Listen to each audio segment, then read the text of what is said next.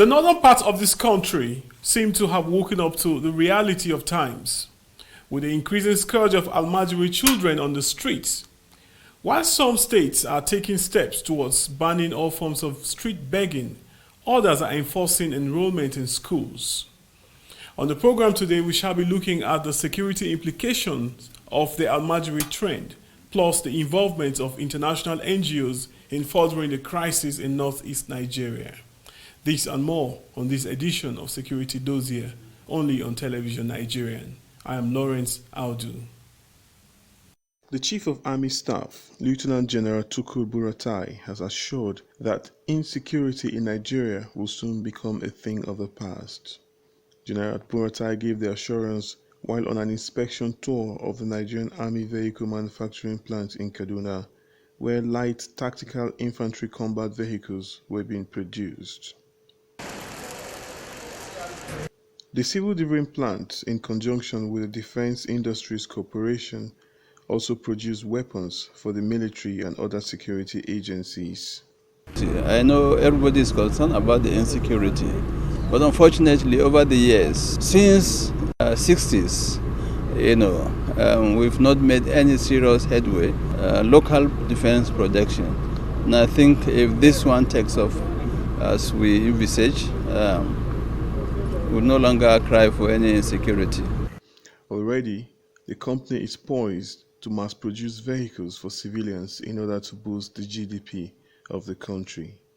Lawrence Audu, TVN News. The Chief of Army Staff, Lieutenant General Tukur Buratai, says women in the Nigerian Army will continue to enjoy greater roles in accordance to their capacity.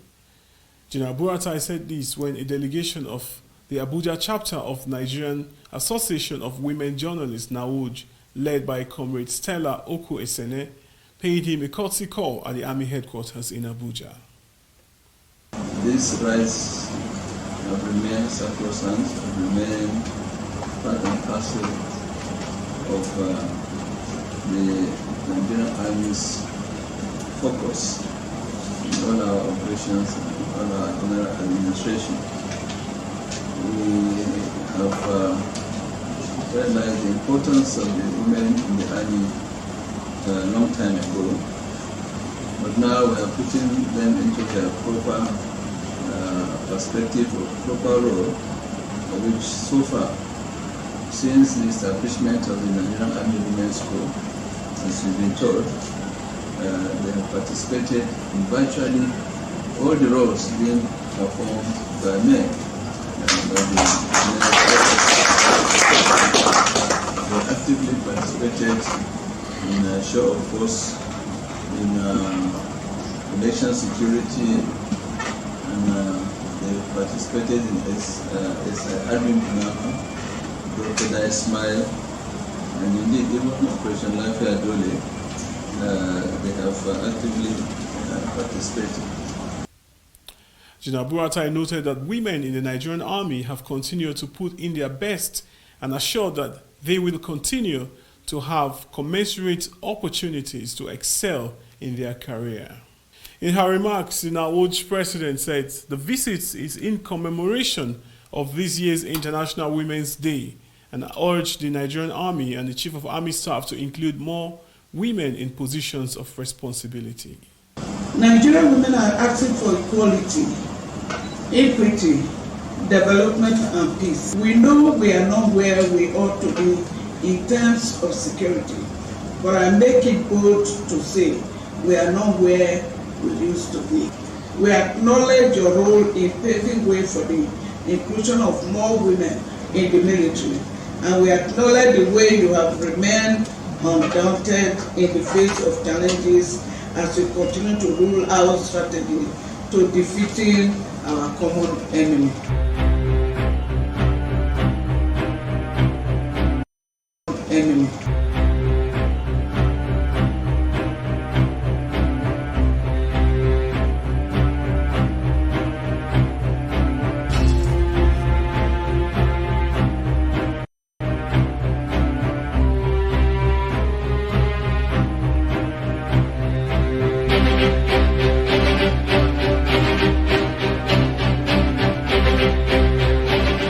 Almajiri scourge in northern Nigeria and its security implications will be our focus today on Security Dossier. In an exclusive interview with the President Coalition for Nigerian Movement, Mr. Sabo Ode, he bears his mind. Recently, the entire northern region seemed to have woken up somehow, grappling with the reality of times as regards the Almajiri system. It's important that they do that. Very, very key.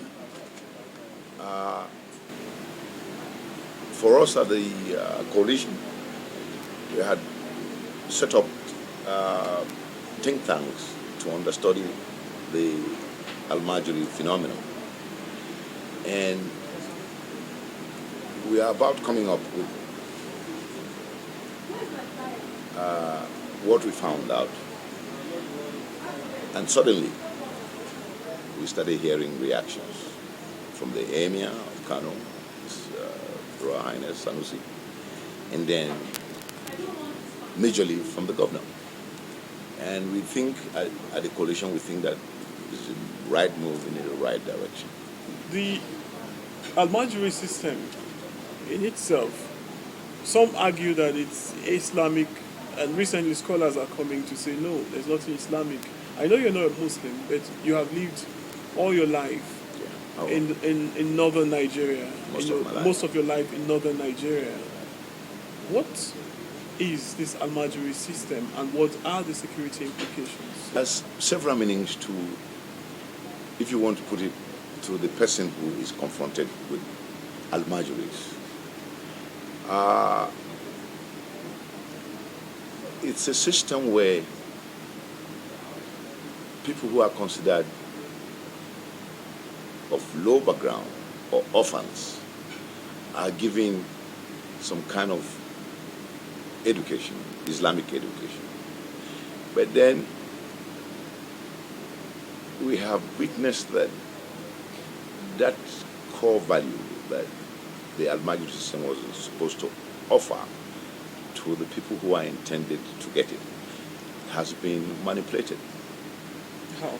Manipulated to the fact that it has come to a point where it's hurting the total system in Nigeria. There's no place in Nigeria that you don't find Almajiris now. If you go to Lagos, if you go to Port Harcourt, you see people who are begging on the street. And you can identify that they are of northern extraction. Frankly, if you look at the security implications of it, Boko Haram is an offshoot of the Almajiri phenomenon. Mohammed, the man who was killed by the police, purportedly killed or allegedly killed, and from who the issue of Boko Haram started, was somebody who had an Almajiri school and had followers. And as soon as these followers who were Almajiris or purported to be Almajiris knew that they had been killed, they disagreed with the system. That's the disagreement that we are seeing up till now. That is Boko Haram. Some other people have also gone into the Almajiri system to make money. Some people have made it business where they send people to beg and come back to the collection point. You send 100 young men onto the street. You give them the percentage to take for themselves. The other part of the percentage comes to you, who is their caretaker or carekeeper. So we know that the Almajiris have been manipulated, the system has been manipulated, and that is coming to hurt us now. Strong voices have been heard recently. Some strictly in support of the system, while others are saying no. Abolish this thing and...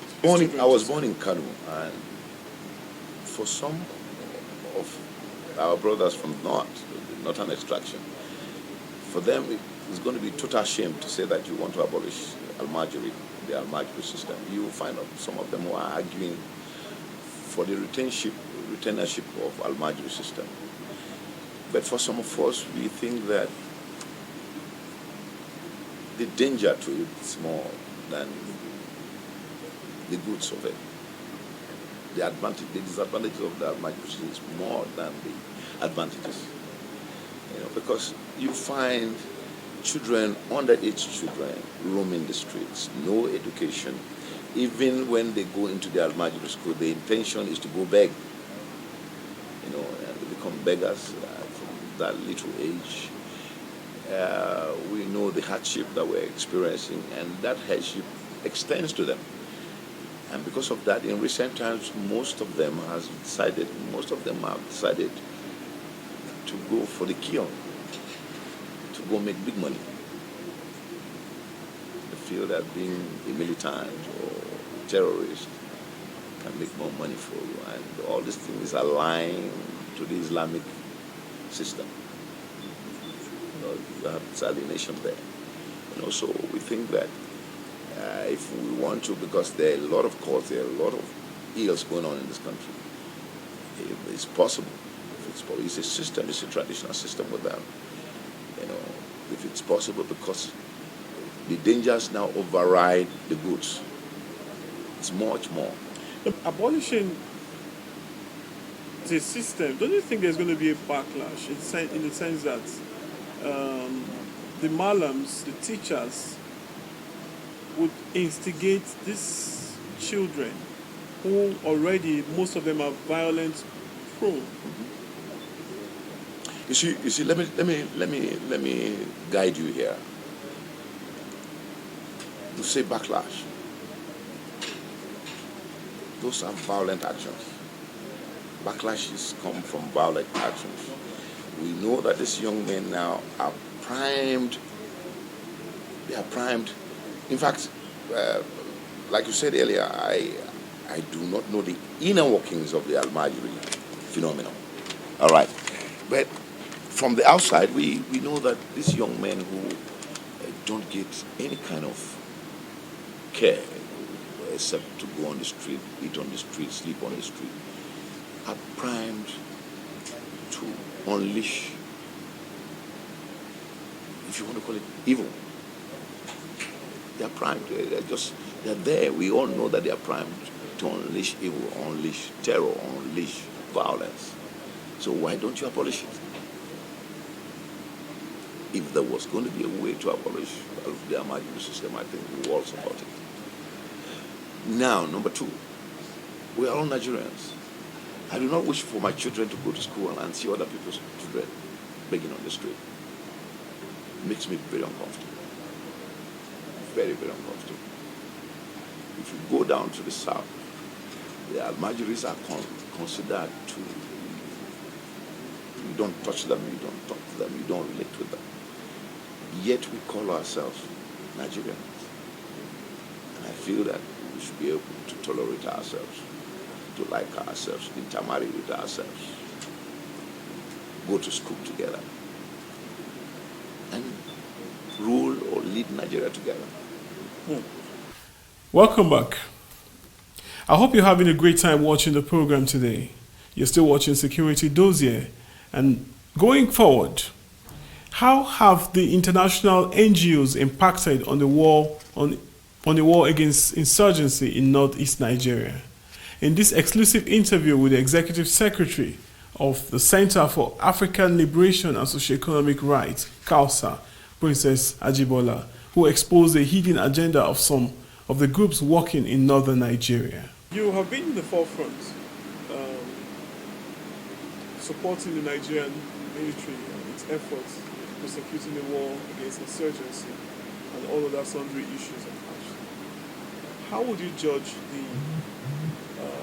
the efforts of the Nigerian military for the war on insurgency in terms of successes in the last 4 years? The Nigerian military has given it its best, and they are still giving it their best. Unfortunately for us, Nigerians and the military, the external influence, the people who do not want to see Nigeria stable, have been consistently sabotaging all their efforts. And to me, in one of my outings a few months back, we were able to come up with statistics of how one of these European countries is championing the cause of the Boko Haram people or the Boko Haram terrorist group in Nigeria by supplying them food, arms, ammunition, medicals, and in the guise of humanitarian services. They have also been championing the cause of the Boko Haram terrorist group in terms of claiming that that they have a right to life even when they are taking lives in droves. And therefore, when you have that playing itself out in a situation like Nigeria, would you now want to tell me that the military is not doing their best? Of course they are doing their best. Give and take. But suffice to say that because of this influence, this international influence, and with the assistance of some of our brothers who are feeding fat and lining their deep pockets with the proceeds of these, you find that it's not so easy for the military because they have Nigerians to contend with, they have the international forces to contend with. But give and take, the Nigerian military, they're really trying, and they've tried. They have recaptured 16 local governments that were hitherto in the hands of the Boko Haram terrorist group. They have destabilized their camp, the Sambisa Forest, the Camp Zero. They have reunited some families back, and they are still doing so, and they are still at war, making sure that the era of Boko Haram terrorism is long gone in the northeast region. I think they deserve our commendation. Recently, you led a protest march to the French embassy, where your organization accused the French government, French people, NGOs affiliated to France of doing little or nothing. In fact, you accused France of being responsible for it. But isn't it a fact? So how did you arrive at this? How did we arrive at this? We came out with statistics. We came out with information that up until now it's not been refuted by the French government. We came out with the reason why they are doing that. We came out with the fact that they take a lot of money from Africa and turn around to arm pockets of Africans to go against one another. We don't manufacture arms in Africa, or in Nigeria especially. Let me talk about my own country, Nigeria. We don't manufacture guns, we don't manufacture arms, we don't manufacture bullets. But we see these people using guns and bullets, killing our brothers and our sisters. They go into a village and they wipe out the whole place. Okay, where did they get the funding from?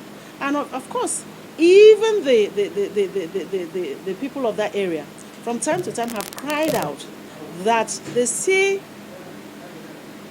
droplets of people supplying arms and ammunition to the Boko Haram terrorist group. Have you wondered how they have sustained this fight till now? Any wonder why or how?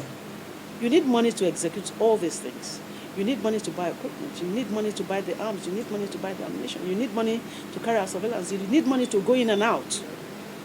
And so it is a proven fact. It is a fact that has not been refuted. And if it's been refuted, we're yet to be told that it's been refuted by the French government, that they are in support of the terrorist group in Nigeria. They give them arms, they give them clothes, they give them everything. They support them with logistics. They support them and they provide them with information. Or else, please, for crying out loud, how would the military be going on an attack and the Boko Haram will have the information to go and relay them on their way to rescuing Nigerians? You know, some time ago, the Nigerian military sealed the facilities of some multinational NGOs working in the northeast of Nigeria. And they even accused the majority of them, Action Against Hunger was one of them. Yes. And they said, these guys are funding and providing logistics to the insurgents. Again, we saw a situation where some NGOs have paid their rent for their facilities and accommodation upward of 10 years. Why? Well, we should be talking about it. Why do you want to pay upward of 10 years. What do you want to achieve? As a matter of fact, if you live in a particular house for 10 years, you should be getting bored. Unless you have ulterior motive. Unless you have an aim, not to build but to destroy. Why would you want to do that? Those are the things we should be looking at. Those are the questions we should be asking. And are we, even if when we ask, do we get the commiserate answers? The answer is no. What is their aim? What is the main interest in Nigeria?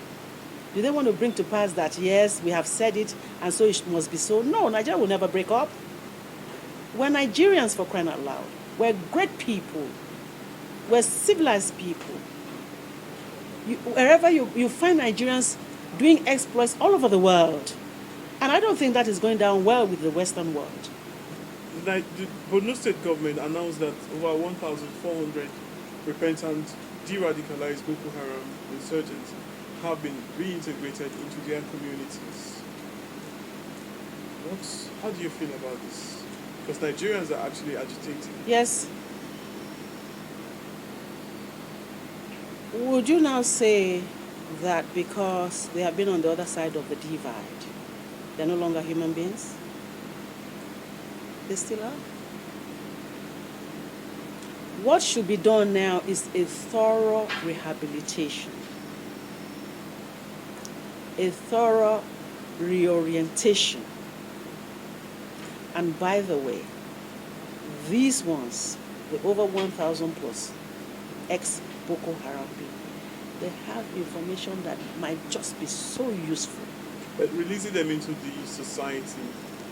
That's what I'm saying, that they should go through the process. It's a process. You just don't pick them and drop them into the society. Because again, they can be picked. But you can pick them up. Is a reorientation, total rehabilitation. Is a process of counseling and getting them positively engaged.